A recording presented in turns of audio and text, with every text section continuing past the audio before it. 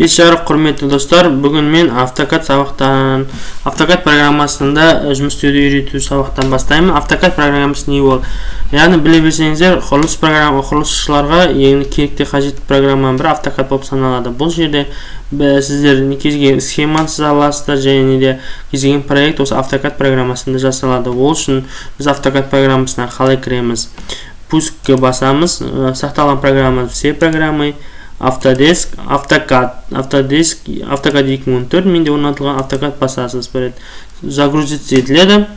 Сосын сізде ең бірінші орнатсаңыздар қара экран болады. Яғни ол экран қалай қорыту үшін мышканың оң жағын басасыз, параметрі деген жерді басасыз, файл деп тұрса экран деген жерге басасыз, цветаны басасыз, цвет белый көрсетесіз, принять, окей. Енді мына сіздерде тор бар. Торды қалай алып тастау керек? Кейбіреу мешайт етіп тұрады. Ол үшін мына жерде біз бастамыз.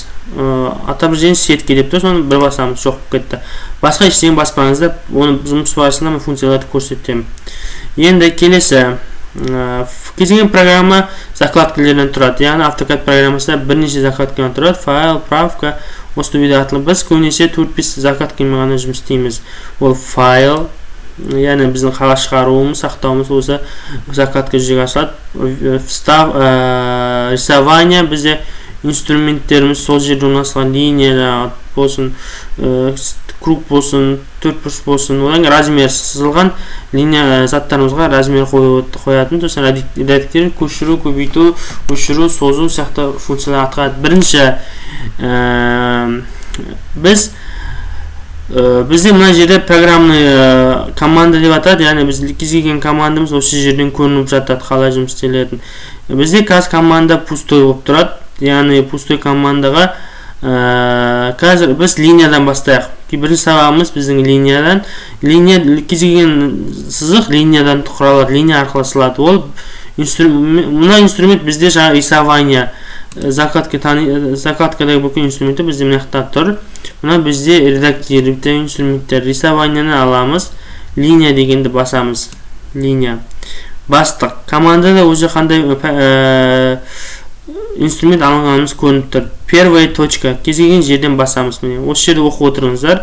Осы жерде арқылы жұмыс істейді. Первая точка бастыңыз, следующая точканы көрсет дейді. Кез келген жерден көрсете беруіміз керек. Яғни біз размері бойынша сызайық. Бізге парақтың размерін сызу керек, 297, 210, 210 дегенде. Ол үшін сызуымыз үшін бізге режим орта деген қолданылады. Режим орта басамыз. Сіз емін-еркін жаңағында жүре алмайсыз.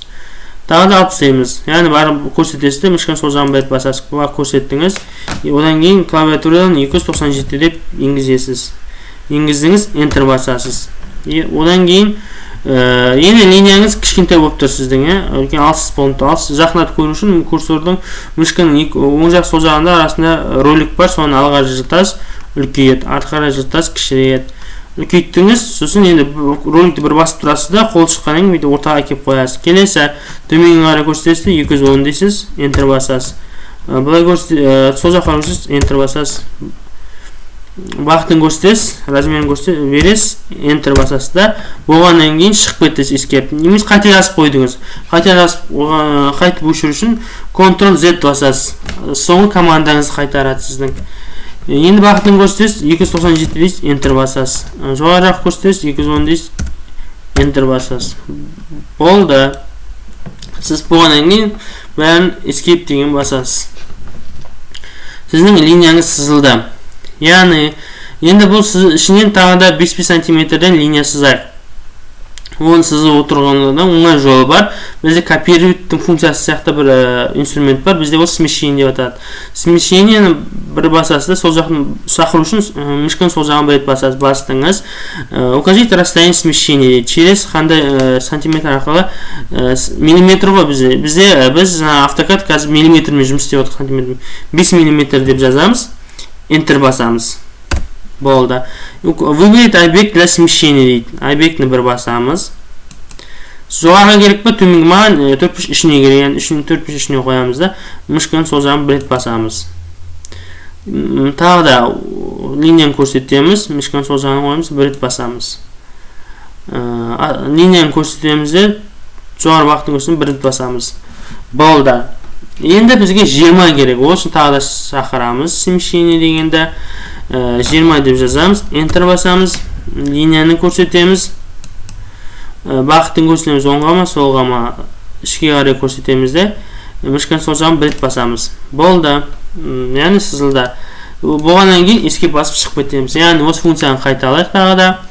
Линияны шақырамыз, басамыз, ортаны қосамыз. 297 деп жазамыз. Enter 210, Enter 297, Enter 210, Enter. Escape басамыз. Сосын смещение деген инструментіміз бар. Смещениені шақырамыз. Оқайсыздар смещение дейді. Бізге 5 дедік. 5 деп Enter басамыз. Линиямызды белгілейміз. Бір рет ішке көрсетеміз. Линия басамыз, ішке көрсетеміз.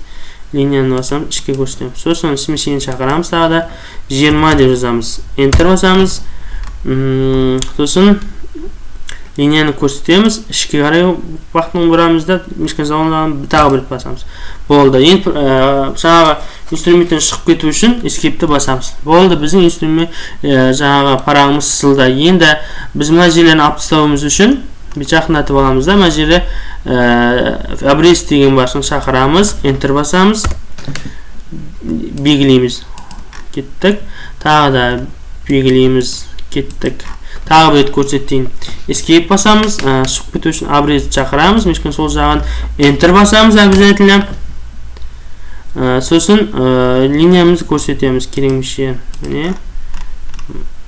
Міне. Болды.